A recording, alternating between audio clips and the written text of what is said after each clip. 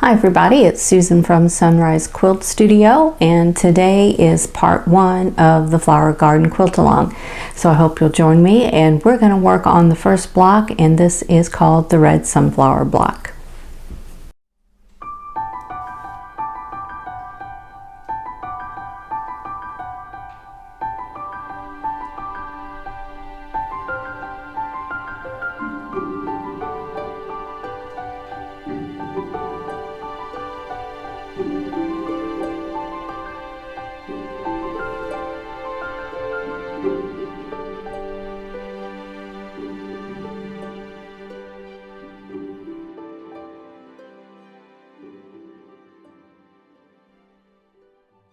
Okay, I'm going to get started working on the Flower Garden quilt, and the first block I'm going to make is the sunflower, the red sunflower block. But here is the fat quarter bundle, and it's just so pretty. I'm really anxious to get started with this. So this is Love Note by Lella Boutique, and it came with a list of all the SKUs, but unless the SKU is written on each piece of fabric, it's not going to help me a whole lot, but there is that.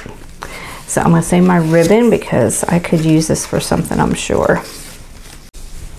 Okay, so I have pulled out the fabrics that I need to make all 4 of the red sunflower blocks, and some of these I'm going to reuse over into the others, like for the leaves.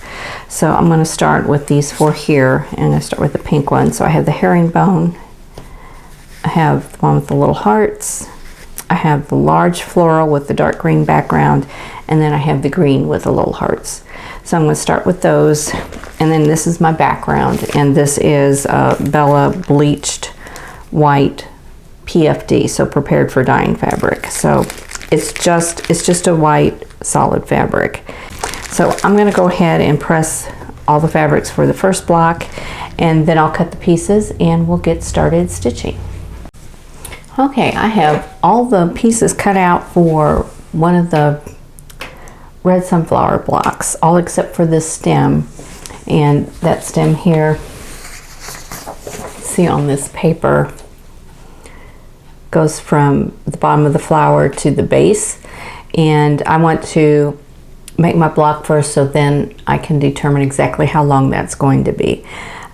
So I'll tell you at the end of this video, I'll insert somewhere here in this video what you need to do, how long you need to cut that, and it will be in the instructions.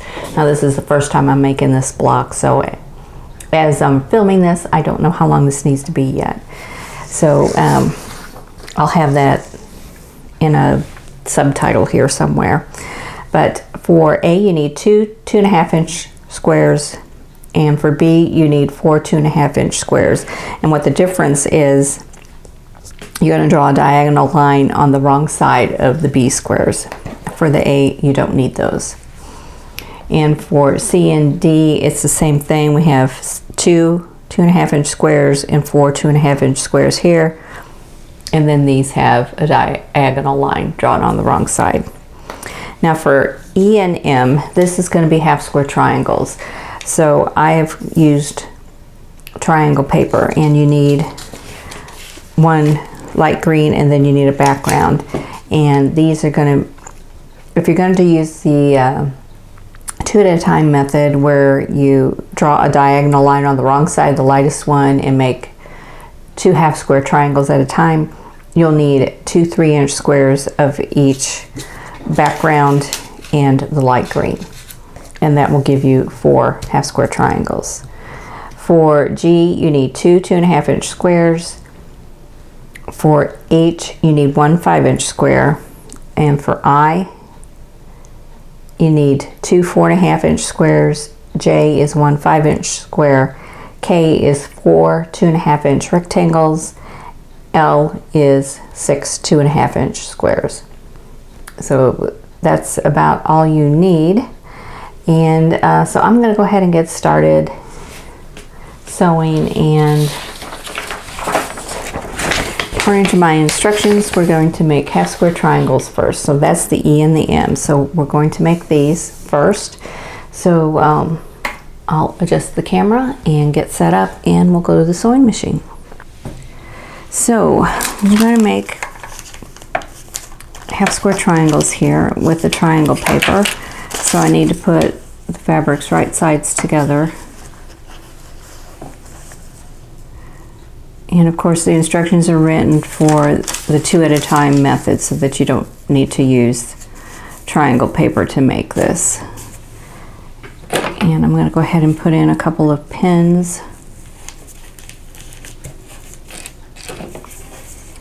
It kind of keeps things from shifting when I'm sewing.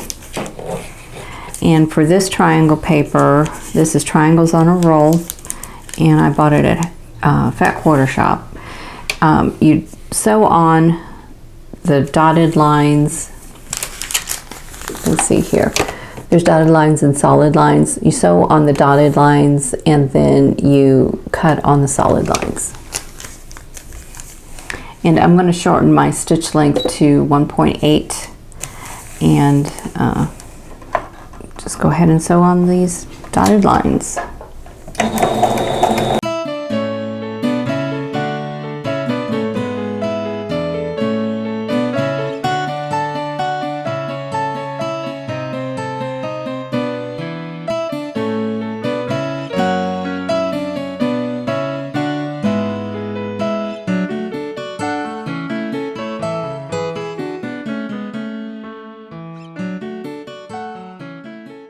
Okay, so I've got all the stitching done, and now I'm going to cut on those solid lines, and I'll remove the paper, and then I'll press, and I'll have my half square triangles.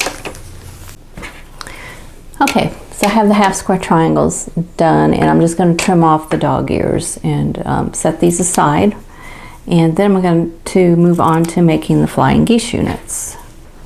Okay, to make flying geese units, I need B squares, D squares, and K rectangles. So I'm going to take one of the rectangles here,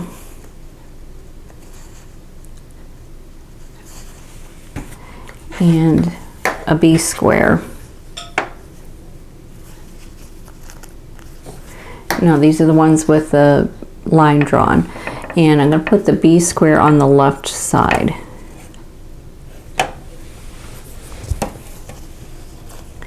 And then I'm going to sew on that diagonal line. So that diagonal line goes from the center top to the lower left hand corner there. So I'm going to sew right on that line. And you can pin these together if you want, or I'm just going to, so I'm just going to hold them in place. They'll be fine. I'm going to go back up though to a 2.0 stitch length.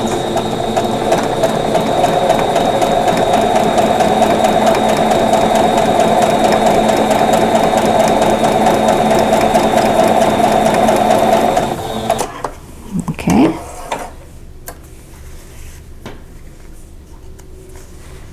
Alright, so that's sewn on, and I'm going to trim the fabric off of this corner here, leaving a 1/4 inch seam allowance.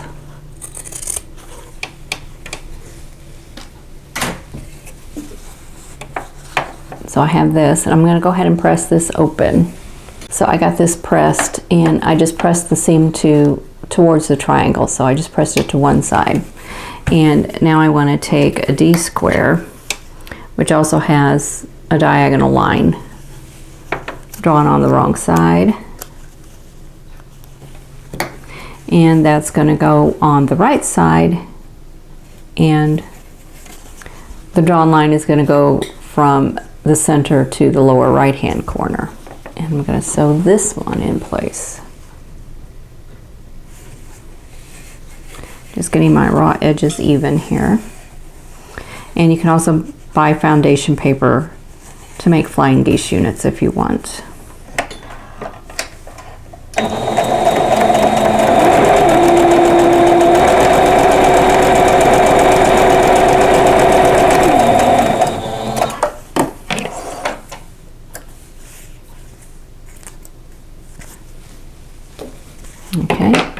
So that is sewn, and I'm going to trim that seam, trim this corner off.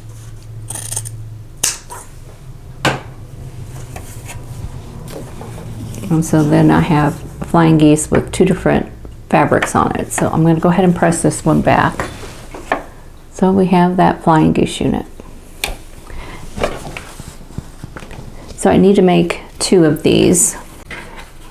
And then I'll make 2 more, but the positions of these pink fabrics here are going to be in the opposite direction. So I'm going to go ahead and make one exactly the same as the one I just did. And then I'll make the other 2.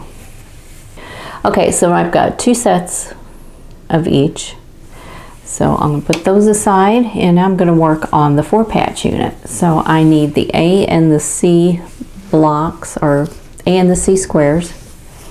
So here are the A and the C squares. And I'm going to make a 4-patch unit out of those. So with 4 patches, you just alternate the colors. So now this herringbone does have a direction, so it really doesn't matter to me which direction it is in, as long as for this piece, since it's going to be in the center, I want them to go both in the same direction. So if you can see that here, so they're both running this direction, or they could run this direction too. I could turn them this way. It doesn't matter, one or the other, but I don't want one going one way and one the other. So I'm just going to go ahead and sew these together. So I'm going to sew them in rows and then sew the rows together. And for this one, I'm going to use a scant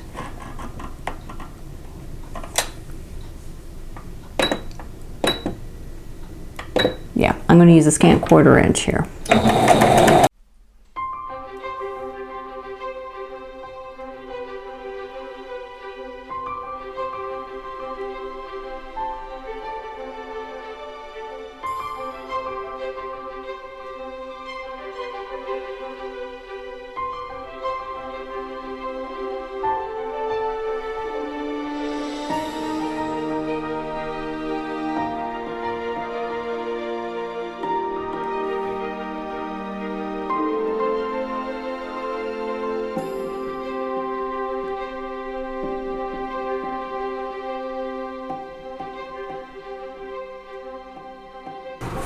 So there's my 4-patch unit. So I'm going to go ahead and press this.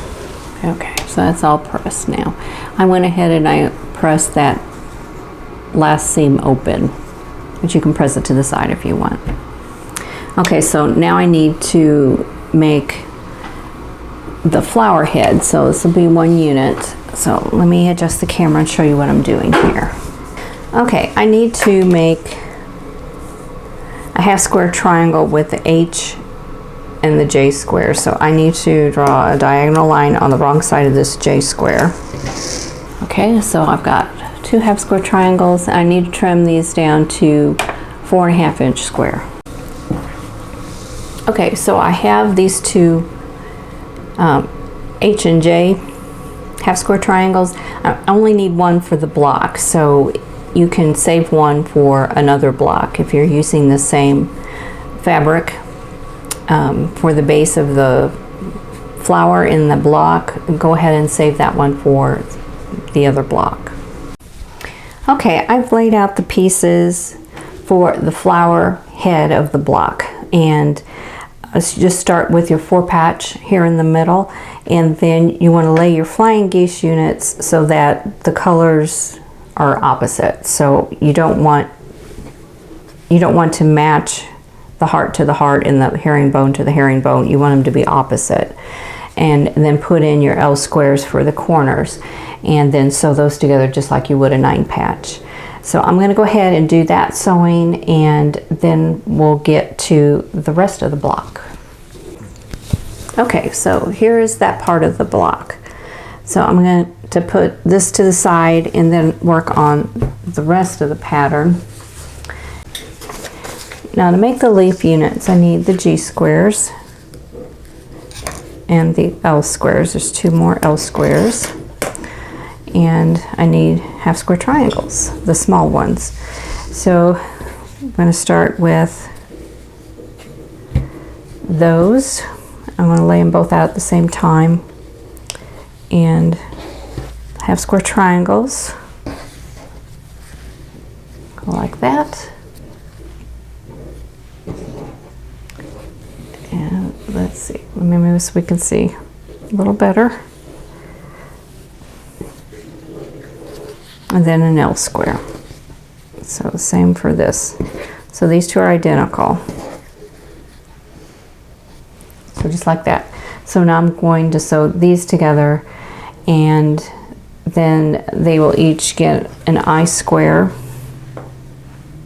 One's going to go here, one's going to go here, and then the half square triangle will go here. So let's sew these together. This is just a 4 patch, and then we can do the other sewing. Okay, so now I'm ready to lay out the entire block and then sew it together.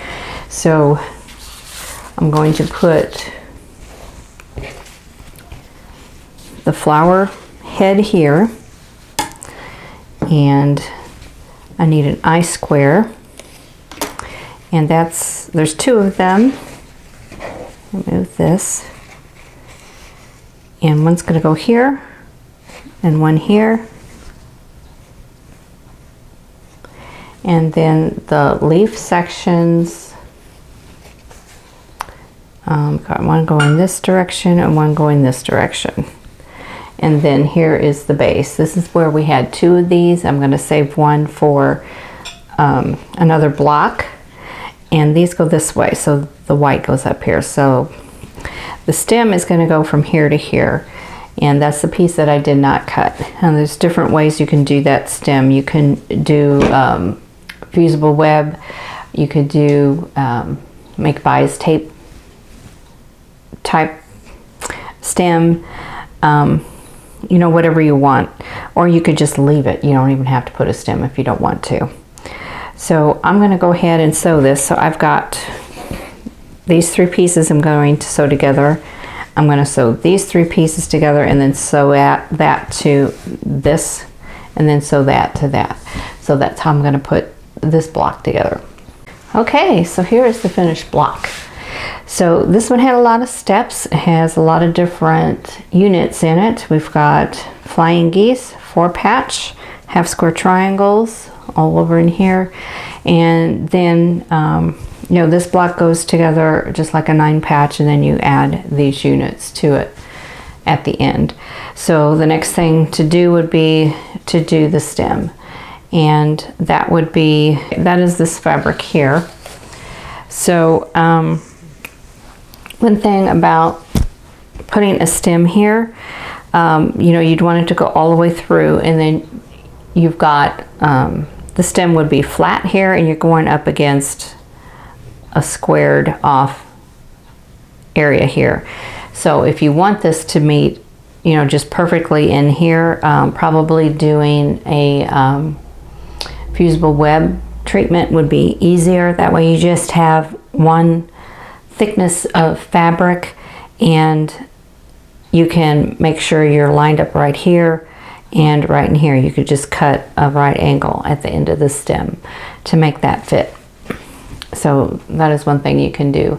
Now what I'm going to do is I'm going to leave all these stems for after I get the other 3 blocks done, and then I'll do them all at once, because they're all going to use the same fabric, and that way I can just make a whole bunch at one time. I can just make all 4 at one time, and then get that taken care of. I think it'd be more efficient that way, more time efficient. So anyway, this is the red sunflower block. Now, if you want to do the whole quilt, you need to make 4 of these. And if you've bought a fat quarter pack, you can make them all different colors, which is what I'm going to do. That way, I know I won't run out of fabric. Okay, I'm going to show you all the variations of this block, all the different colors that I did. This one is peach. And then we have the pink one that I did just finish here on the video. And then this one is kind of a tealish green. And this one is white and off-white. So what I need to do next is to do the stems. Now I think these blocks look fine without a stem, but I want to show you how you can do this if you really want a stem on your block. And first thing you need to know is the distance between here and here. So use your diagonal line on your ruler so that you can get everything straight. And then I'm not measuring this exactly on a line, but I've got this kind of butted up against this seam, so I know this is straight, and then put it up against this point. So I need a piece that's at least 5.5 inches. And since I'm going to be doing some trimming here and here, I'm going to make it longer. So I'm going to cut this about 7 inches. And then you can determine how wide you want your stem. And if you want like a 1/4 inch would be a real thin stem, 1/2 inch would be thicker. And I think I'm going to go between like a 1/4 and maybe 3/8 even would be good. So I've decided I want a 7 inch and I need 4. So I'm going to do, let's see, I'm going to do a 7 by 2 inch, and that will give me plenty. If I did 7 by 1 inch, that would give me 4 1/4 inch wide strips. But I'm going to give myself a little extra room. So let me move these over here. And then here's the fabric I'm going to use. And so I'm going to cut off a 7 by 2 inch piece. So let's go this way.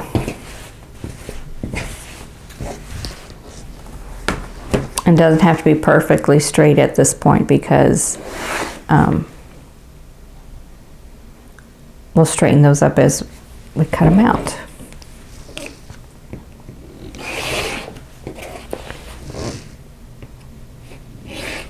Okay, there's a 7 by 2. Okay, I have some Easy Steam 2 here. And I'm just going to grab me a sheet out of here. Now, Easy Steam 2 is a pressure sensitive fusible. So you've got a paper side, and then you have a kind of a waxy side, and this side has a grid on it. So I just need a piece that's the same as this, and it's gridded, so I know that's 2 inches by 7. And I'm just going to cut this with my rotary cutter. You could cut it with scissors if you want. And you know, there's a 1/2 inch here and a 1/2 inch there, so that's why these lines aren't matching up exactly.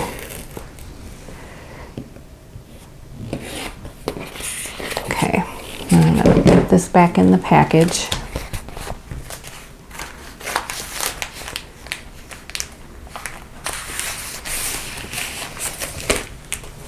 And you can use whatever kind of fusible web you want. And then I'm going to take off the gridded side, and this side is sticky. Everything's sticking to it. And I'm going to press this to the fabric. I'm going to line it up as close as I can, but it doesn't need to be exact. And then just press it down. Now, sometimes I will just go ahead and run an iron over this really quickly, and that'll help bond it. But you're not supposed to have to do that. And I want to take the paper off this side, and there's the sticky on my fabric.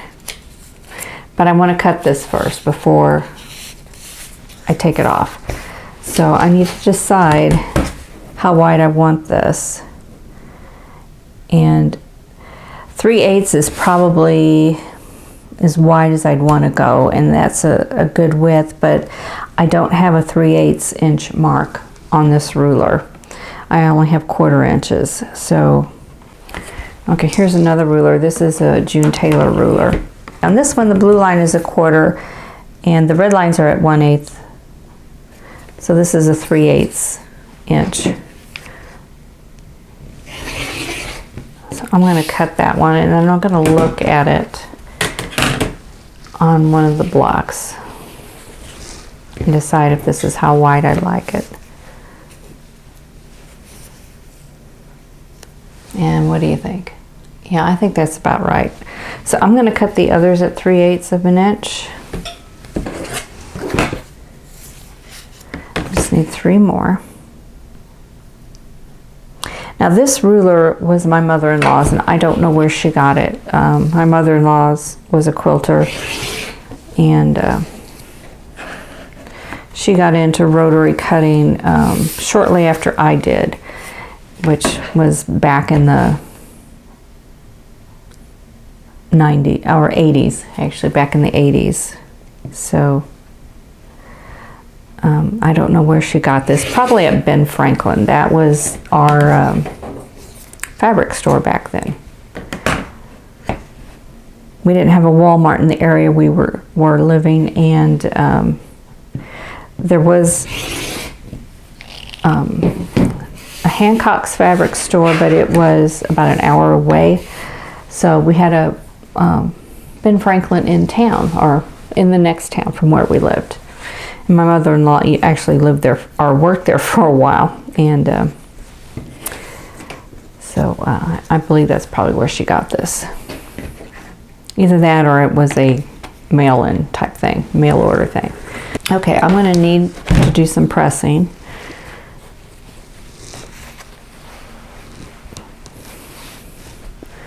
So what I want is for this to go right there. Now if you want to mark this line, you certainly can. Use a air soluble or water soluble or heat soluble pen. That's going to go like right there, and you can mark the center. So I'm going to go ahead and peel off the paper of one of the strips, and this will stick down, and it'll be adjustable, so that'll be nice.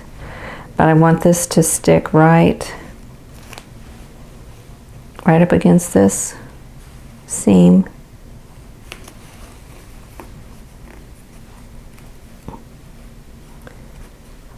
And I don't want it to curl or curve.